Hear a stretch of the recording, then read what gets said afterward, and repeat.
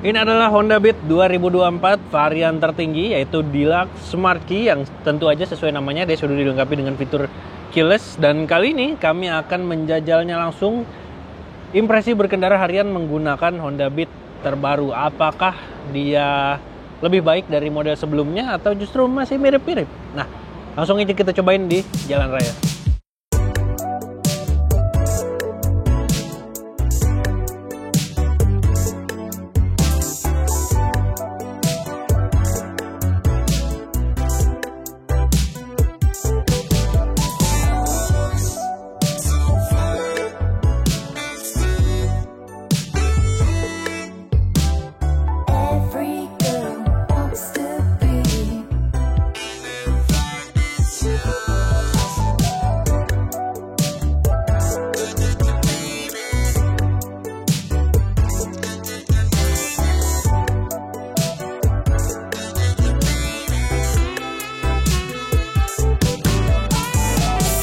Oke, nah untuk pertama dinaiki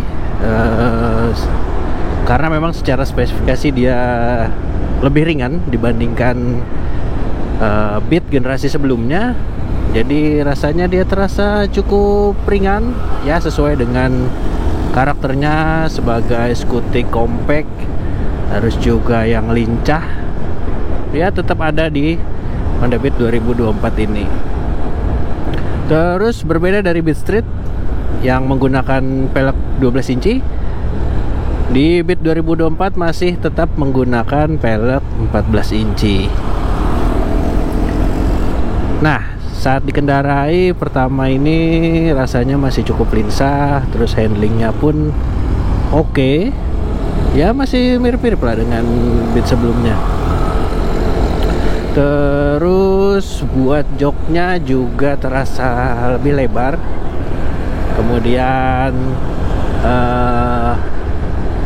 sedikit lebih empuk rasanya ya.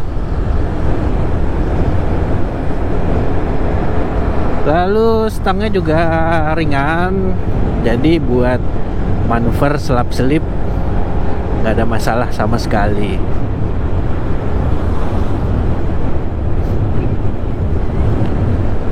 Nah, kalau buat pengereman, oke, pengeremannya rasanya cukup empuk dan dia tetap mempertahankan fitur combi brake system. Jadi di depan tipe cakram dan di belakang dia pakai tromol.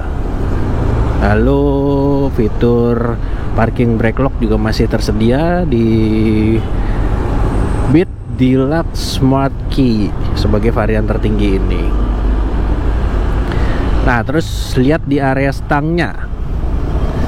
Di setang dia sebelah kanannya ada idling stop system.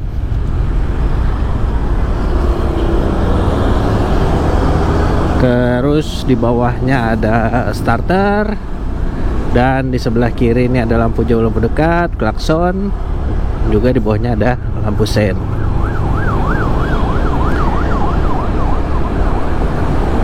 Nah, sedangkan pada varian yang terbawah dia tidak dilengkapi fitur combi brake system. Terus juga kuncinya masih kunci biasa, tapi sudah dilengkapi dengan alarm. Sedangkan kalau yang varian tertinggi ini dia keyless, cuma nggak ada alarmnya gitu. Nah, di bagian speedometer ini ada beberapa informasi. Di atas ada idling stop system. Lalu juga karena dia tidak ada kickstarter, jadi di sini ada indikator aki. Ketika akinya sudah mengalami penurunan performa, di sini dia akan menyala indikatornya.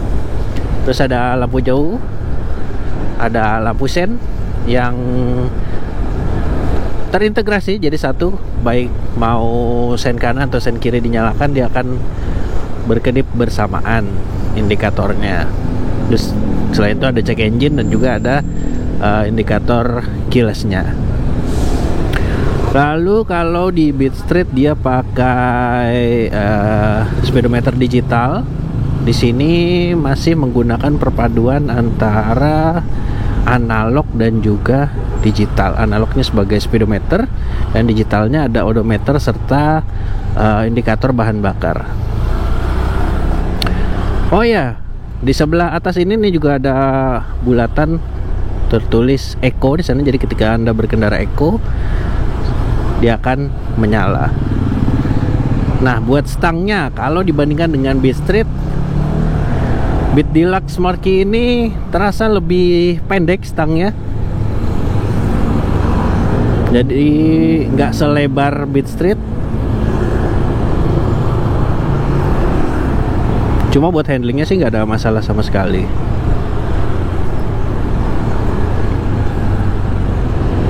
Nah, buat slip kayak barusan itu juga nggak ada masalah. Kayak kelihatannya spionnya lebar, tapi ternyata tetap bisa dengan mudah slip di antara kemacetan. Ya memang karakter sebagai skutik untuk mendukung mobilitas harian sih. Lalu buat bagasinya kurang lebih masih mirip dengan yang model sebelumnya. Kapasitasnya sekitar 12 liter. Lalu di sebelah kiri tapi ada kompartemen yang lebih dalam, jadi bisa untuk meletakkan botol air mineral.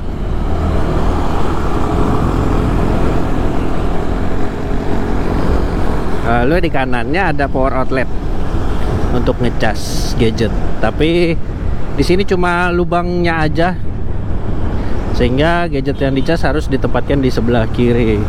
Dan kalau lagi hujan pun jadinya ya nggak bisa ngecas karena kompartemennya nggak ketutupan. Bantingan suspensi,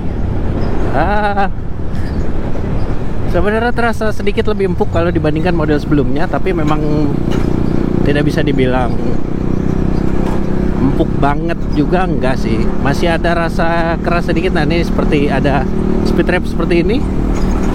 Nah, itu masih terasa agak kerasnya. Begitupun ketika melewati jalan yang tidak rata, itu masih berasa agak keras. Lalu bagaimana dengan tenaganya? Oke, mesin masih sama sebenarnya, 110 cc, PJM FI, ESP. Secara karakter tenaga sedikit berubah kalau boleh dibilang dibandingkan dengan yang model sebelumnya. Kalau di Beat 2020 dia ada gejala kayak tenaga kosong di putaran tengahnya. Sementara di Beat terbaru ini sepertinya AHM mendengarkan keluhan dari konsumennya, sehingga di putaran menengahnya dia lebih bertenaga. Jadi hampir di semua putaran mesinnya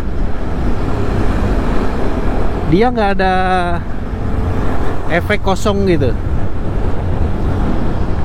Kalau biasanya di antara kecepatan 40, 50 sampai ke 60 km per jam tuh agak terasa kosong. Di model ini lebih baik. Nah, ini di kecepatan 40 langsung ditarik. Nah, cukup cepat sampai ke 70, bahkan mendekati 80 km per jam. Jadi sebuah improvement yang oke dari AHM. Tapi menariknya, kalau dibandingkan dengan Beat Street, Beat Deluxe Marquee ini dia rasanya tenaganya masih agak kurang keluar gitu kalau dibandingkan Beat Street. Karena Beat Street itu terasa lebih responsif. Cuma ya walaupun sama-sama putaran tengahnya sekarang sudah mengisi, memang yang di Beat Deluxe ini dia terasa agak sedikit ketahan. Ya tapi nggak berbeda jauh juga sih.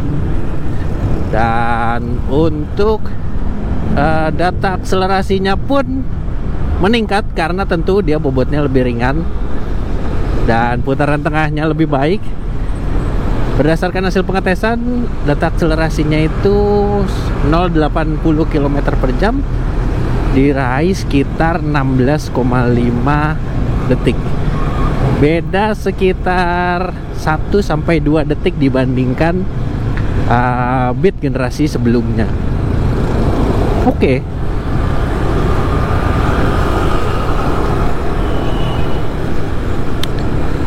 Lalu untuk konsumsi bahan bakarnya seberapa irit? Kami pun melakukan pengetesan dengan metode full to full dan gaya berkendara EconoRide. Bukaan gasnya cukup konstan, jadi kecepatan dibatasi tidak lebih dari 70 km per jam. Kemudian bensin yang digunakan adalah oktan 92.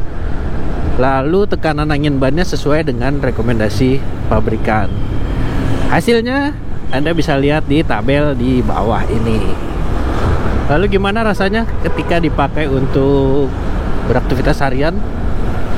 Ya sebenarnya dari keluaran tenaga, terus juga sisi akomodasi sudah cukup untuk menunjang kegiatan sehari-hari.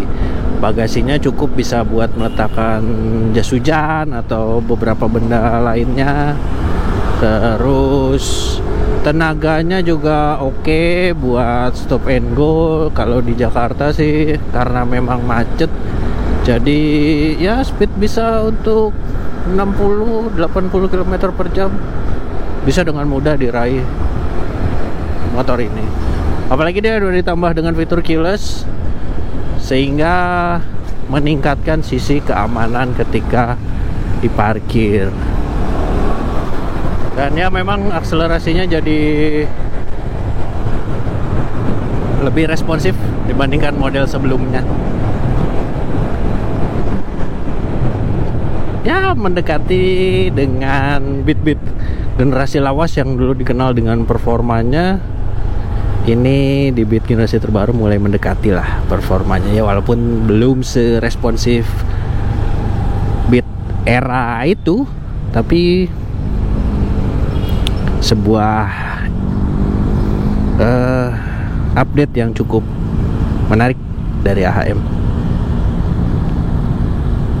Oke, itu dia tadi bagaimana impresi berkendara kami terhadap Honda Beat terbaru 2024 varian tertinggi yaitu Deluxe Marquee.